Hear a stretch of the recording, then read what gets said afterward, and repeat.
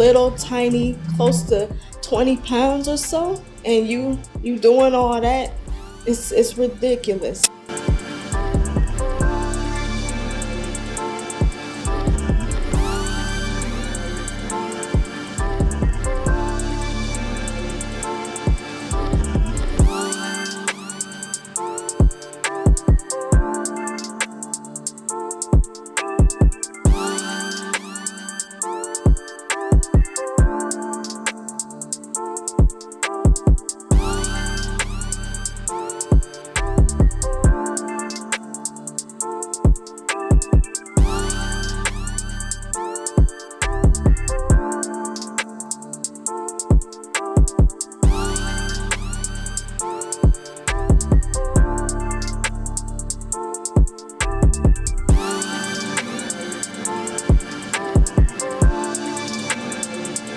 This Milwaukee father, Travis Stackhouse, in court for the first time today, facing a homicide charge. The 29-year-old is accused of fatally punching his son, upset his son had eaten his Father's Day cake, tears running down his face in court Thursday.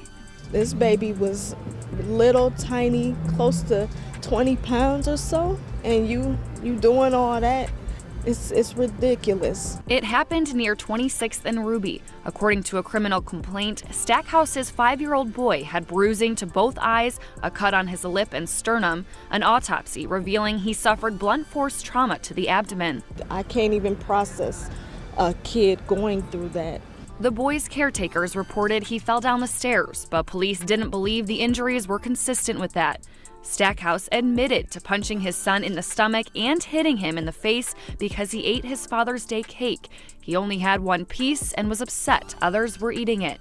I can't fathom that. I can't even put that in the same sentence. And then over some cake? Are you serious? Stackhouse is the father of 4 other children. His cash bail was set at $100,000.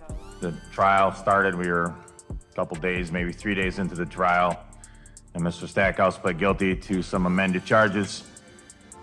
So if the state's ready and if the state's complied with victim notification, we can proceed.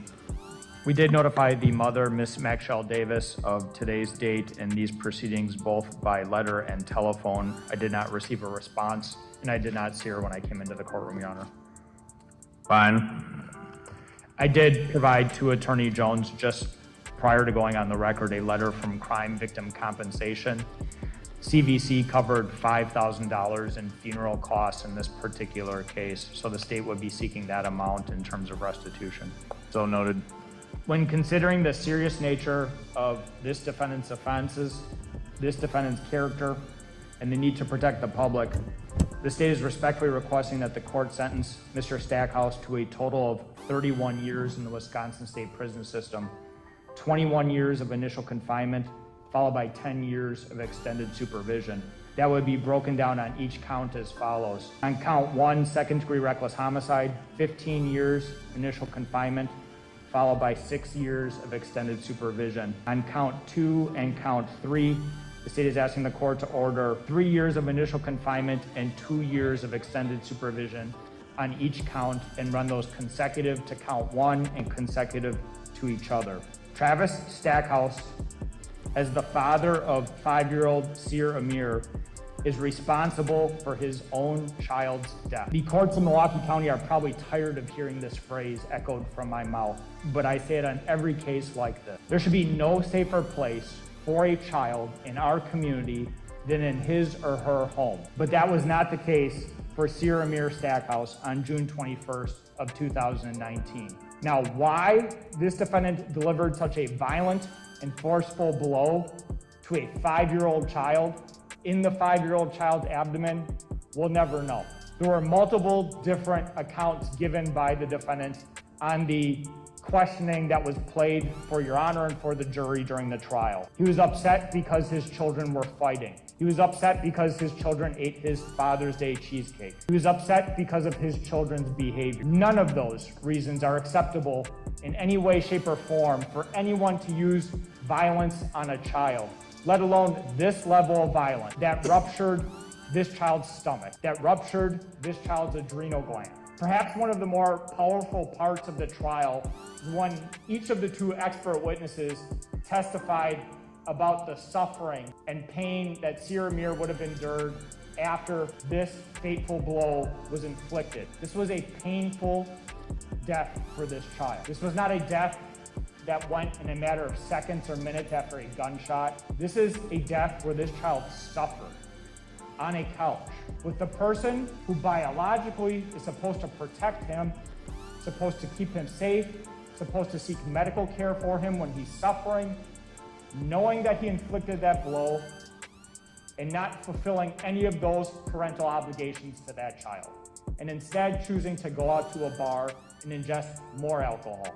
I don't know if Sierra Mir fell down the stairs or if it was Travis that fell down the stairs. What I do know is that didn't lead to any of these injuries. The jury would have known that and did know that by the testimony of the experts. And I believe even Mr. Stackhouse knew it by the time we got to the close of the state's case. What I also know is when you play the questioning of Mr. Stackhouse, he knew how violent the blow was that he delivered. And it was multiple blows to the child's head. When he describes it, it's a backhand, a forehand, and then a punch to this child's stomach. So it's not one blow or two blows, but it's multiple blows. But when he's describing inflicting these blows on 5-year-old Sierra Mir, he talks about how Sierra Mir crumbles to the ground and then looks up at him. And he describes that look and knowing what he had just done to his child. And then he knew after that Sierra Mir laid on that couch, suffered, knowing what he did. When asked by the mother, when asked what was wrong with Sierra Mir, he talks about an accidental fall down the stairs. The information he has in his head, knowing what he did to his own child, if he only shared that information, perhaps this case would be a different case. Perhaps instead of a homicide case, it's a child abuse case, and Sierra Mir is still alive. But instead, not only does he choose to inflict this abuse on this child, he chooses not to share that information with the mother, not to act on that information. And so this case isn't just about inflicting a violent, forceful blow on a 5-year-old defenseless, innocent child. It's about not taking action to protect that child thereafter. Action that a father should take. Inflicting harm and then not taking action when he is the father of the victim. It's an aggravating factor on each count. Every homicide case is devastating for a family and for a community. But in particular, a homicide case involving the death of a child involves a harm that we don't really know, because we don't know what Sierra Mir would have been to this community. We don't know who he would have grown up to be, what type of job he would have had, what he would have contributed to society as a whole. He has lost that opportunity. He has lost the potential of his future. He's lost the potential to grow up, to go to school, to participate in sport, to go to college, to learn to drive. I can think of countless opportunities that this child has lost. And for what? To this day, we don't know. If it's kids fighting, then how ironic is it that to punish children for fighting, we have an act of ultimate violence inflicted on the children? What lesson was handed down that day if this was about fighting, or behavior, or a cheesecake? I don't know what it was about. And quite frankly, it doesn't matter because no reason is acceptable. When I look at the defendant's character, there are positives and there are negatives. He does have a prior record. He has a conviction for third-degree sexual assault. That is from 2012. He was given probation on that conviction. It's out of Kenosha County. And by the CCAP records, it appears that he was never revoked, that he completed his term of probation. That is his only other criminal conviction outside of these. I think it's a positive that Mr. Stackhouse was cooperative with law enforcement. I think it was positive that he chose to speak with law enforcement, that he ultimately admitted what he did to law enforcement when confronted with the evidence. I think it's a positive that Mr. Stackhouse entered pleas in this case. Though I would note, it wasn't just at the 11th hour, it was about 11:45 at the trial in terms of when he entered his pleas. The state had essentially put in its entire case. 2 experts, Mr. Stackhouse's statement, and he's gotten some credit. The state gave amended charges in exchange for Mr. Stackhouse taking responsibility, and I would note that as well. Your Honor, with regards to protection of the public, an argument that's oftentimes heard is, well, this offense involved the defendant's own child, and he's not a threat to the greater community at large. It only involved his child, and it was an incidental act of violence. I look at it differently. In fashioning a fair and appropriate sentence, in this case, I'm looking at the gravity of the offense, the defendant's character, the need to protect the public, along with things like punishment, deterrence, rehabilitation. It's hard to know exactly where to start in a case like this because the behavior here is so atrocious. Now, Mr. Torbenson referenced this basically in Milwaukee County now, basically in the city of Milwaukee. Everybody shrugs their shoulders at homicides. No one cares. Last year we had 200 homicides, no one cares. 100 reckless driving homicides, no one cares. But occasionally people actually care about child homicides because they're so awful and so heinous and so just gut-wrenching that occasionally the community, the people in Milwaukee County and others actually care about homicides when children are killed. And this is a terrible, terrible situation. Stackhouse, everything that the state said is correct. I don't care if the child was being punched because he was misbehaving, because he was fighting, or God forbid, because he ate a piece of cheesecake that was yours on Father's Day. This is abhorrent behavior. Obviously, this case went to trial. The defendant did eventually plead guilty. I was gonna say it was sort of the 11th hour and 59th minute because the state was mostly done with their case. We'd probably been in trial about 3 days, but the defendant did eventually plead guilty. So he deserves credit for pleading guilty.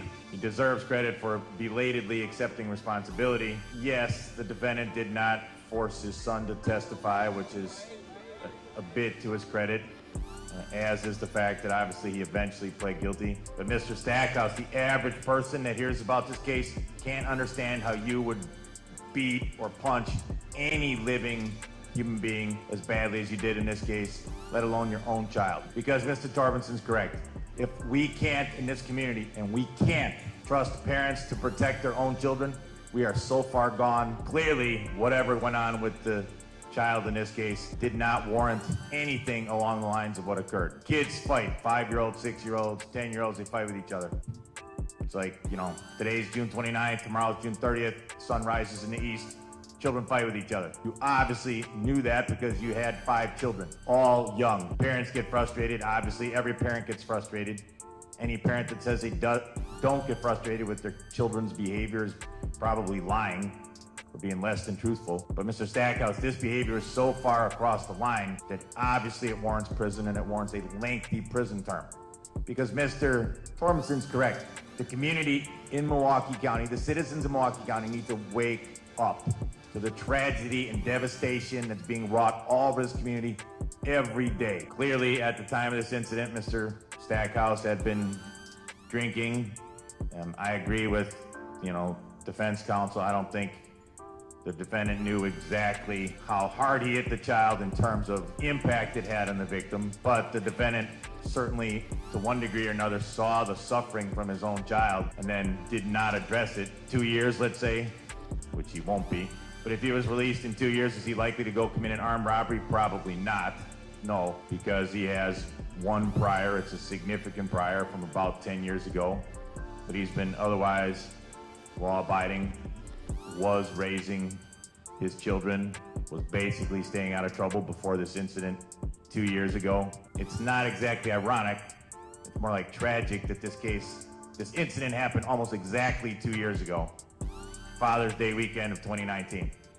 Here we are 1 week past Father's Day in 2021. Again, Mr. Stackhouse, your reckless behavior, you killed your own child. How you can live with that, I don't know. And this case does cry out for specific and general deterrence. Defense counsel is correct. Have I seen worse cases? Yes. Have I seen worse defendants? Yes. Is Mr. Stackhouse a monster? No. Now, someone that sees in the newspaper or on TV, you beat your child because he ate your cheesecake, allegedly, or because you got in a fight, they think you're a monster, Mr. Stackhouse. They think that if I gave you 100 years, that'd be a good start. I'd be warming up at the 100-year mark. Again, this community is so far gone at times that the collective shrug from our so-called elected officials and leaders and the community at large outrages me. The lack of outrage should bother people in this community. It doesn't seem to, but it should.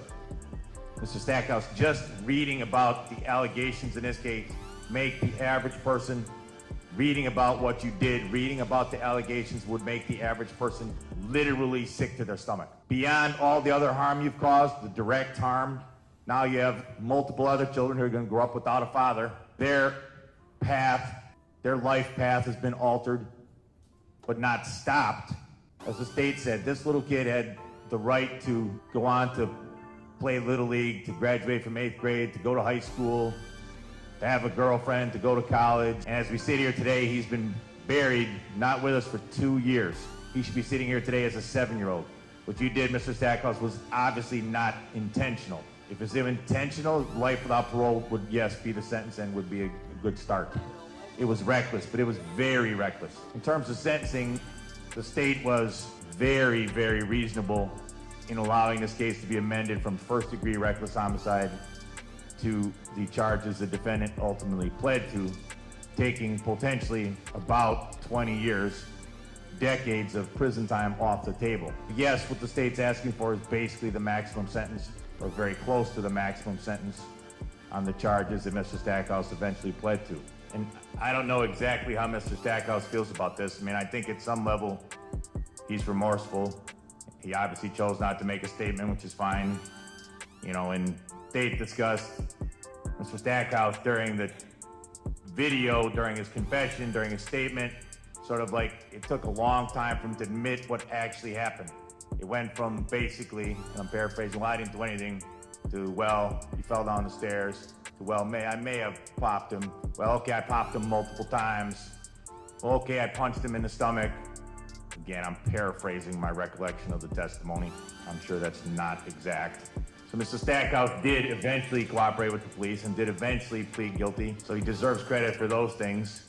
Yes, I would think Mr. Stackhouse, the fact that he has to live with this and live with the fact that he's killed one child, and even if I followed the defense recommendation, is not going to see his other children for a decade or more. That's an awful lot of punishment. But there needs to be a broad deterrence to this community. And I agree with the state. You don't get a pass or a discount from the standpoint of, well, you killed your own child, or you killed your relative, or you killed your co-conspirator, so you're probably not a danger to the community. Mr. Stackhouse is, unfortunately, a danger to the community. If he went home today, obviously he'd be a danger to the other children in his life, to his own children, to other kids in his life. That's sad and unfortunate, but it's the reality of the situation. Beyond the documents in this file, which I reviewed and obviously presided over the 2 or 3 days worth of trial, there was one letter submitted on behalf of the defense from the victim's aunt, and she says, we believe that he, the defendant, he has taken the first step in accepting responsibility for this tragic event. The loss of his son and the forever reminder that he's responsible for the death of his own son can never be explained or forgotten. We acknowledge that this will forever be a heartbreaking narrative in the life of our family. That's certainly true. It's also an understatement. Losing a child is always a heartbreaking narrative. It's beyond heartbreaking when the child loses his life at the death of his own, loses his life at the hands of his own father. And Mr. Stackhouse, the trial bore out, the testimony bore out that your son obviously clearly did not die instantly, clearly was in pain, clearly had internal injuries of one degree or another, was in pain as you sat there and did nothing. Maybe telling mom would have done nothing in this case, I don't know. But you didn't take corrective action, which is aggravating. And the state's correct. Someone who would do this to their own child, that's aggravating, literally and figuratively. Ultimately, looking at the facts and factors in this case, all the relevant legal factors, I'm sentencing Mr. Stackhouse as follows. On count 1, I'm ordering him to serve 15 years of initial confinement and 6 years of extended supervision. That's the maximum in custody, upfront time on a second-degree reckless homicide. It's absolutely, totally, completely warranted in this case. On count 2, I'm sentencing the defendant, and count 1, by the way, is consecutive to count 2, consecutive to count 3. On count 2, neglecting a child where the consequence is bodily harm, I'm sentencing the defendant to 3 years of initial confinement, 1 year of extended supervision. That sentence is consecutive to count 1, consecutive to count 3. And on count 3, I'm sentencing the defendant to 2 years of initial confinement, 1 year of extended supervision. That means it's the court's specific intent that the defendant serves a total of 20 years of initial confinement, 8 years of extended supervision. Under the totality of the circumstances, everything I've already discussed, the upfront time with the significant amendment, the upfront time needs to be very close to the maximum. 20 years of initial confinement, 8 years of extended supervision. In this case, I'll give the defendant the credit for in-custody time, which is approximately 2 years. 739. 739 days of credit. The 739 days of credit will be applied against count 1. Again, counts 1, 2, and 3 are each consecutive. Conditions of extended supervision are as follows. But first, let me ask, is the defense stipulating to the restitution the $5,000? Yes. All right, I'll order the restitution in the amount of $5,000. It's to be paid to the Crime Victim Compensation Program. While in the institution, I'm authorizing the maximum amount be taken out of the defendant's in-custody earnings, wages, funds, or monies of any sort to pay first the restitution and then costs, fees, and surcharges. Any restitution or costs and surcharges that are not paid while the defendant's in the institution are to be paid while he's on extended supervision. Conditions of extended supervision are as follows. First of all, Mr. Stackhouse is to seek and maintain full-time employment. He's to complete either in or outside of the institution an anger management class and a parenting class. I cannot think of a possible class or classes more necessary. Anger management and a parenting class either in the institution or when he's on extended supervision. Mr. Stackhouse is to maintain absolute sobriety. That means no alcohol, no illegal drugs when he's released. I want the DOC to perform random drug tests on Mr. Stackhouse while he's on extended supervision. I'm not imposing a fine in this case. I am ordering the restitution, as I said, based on the stipulation and based on what the state proposed and requested in the amount of $5,000. I am ordering the defendant to pay all costs, fees, and surcharges, both mandatory and non-mandatory. Again, if it's not paid in the institution while he's on extended supervision. Failure to pay while under the court's order would result in a civil judgment subject to collection, forfeiture, and tax intercept. Due to the nature of these offenses and my own personal determination, the defendant is not eligible for the challenge incarceration program, not eligible for the substance abuse program. I will provide the defendant with a written explanation of the court's determinant sentence. Mr. Stackhouse, in this case, you have the right to appeal. An appeal would have to be filed within 20 days. Understand that? Yeah. Because this matter is a felony, you're not allowed to vote in any election. You're not allowed to vote in any election until your civil rights are restored. They will be restored, but until then, you're not allowed to vote. You understand? Yes. You're also not allowed ever for the rest of your life to own or possess a firearm, a gun. If you live to be 95, you're still not allowed to own or possess a firearm. Understand that? Yes. Tarvinson, anything I left out from the standpoint of the state? No. Defense? All right, then we're adjourned. Thank you. New at 6, it's 20 years behind bars for the man who killed his 5-year-old son over a piece of cheesecake. Fox 6's Brett Lemoyne live outside the Milwaukee County Courthouse with more on the sentencing of Travis Stackhouse. And Ben Stackhouse will also serve 8 years extended supervision. He will get credit for the 2 years that he's already spent behind bars. But the judge in this case today really using it as an example and as a warning to the whole county. The community in Milwaukee County, the citizens of Milwaukee County need to wake up to the tragedy and devastation that's being wrought all over this community every day. As 31-year-old Travis Stackhouse sits in court Tuesday, reading about the allegations would make the average person literally sick to their stomach. Judge David Borowski sends a clear message. You killed your own child. How you can live with that, I don't know. The death happened 2 years ago. Prosecutors say Stackhouse punched and killed his 5-year-old son over a piece of cheesecake. It was just days after Father's Day near 26th and Ruby. This is a death where this child suffered. Stackhouse initially entered a not guilty plea, but just days into his trial in May, he changed his plea to guilty. I don't think he necessarily had any understanding of how hard he hit his son.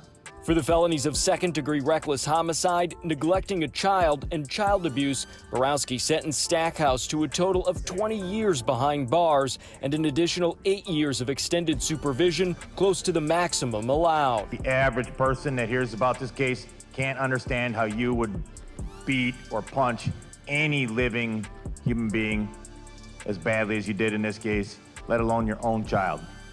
Now, the judge said he took into account that Stackhouse eventually confessed and then stopped the trial to enter a guilty plea. Stackhouse is also the father of 4 other children, and prosecutors say they feared for their well-being as well.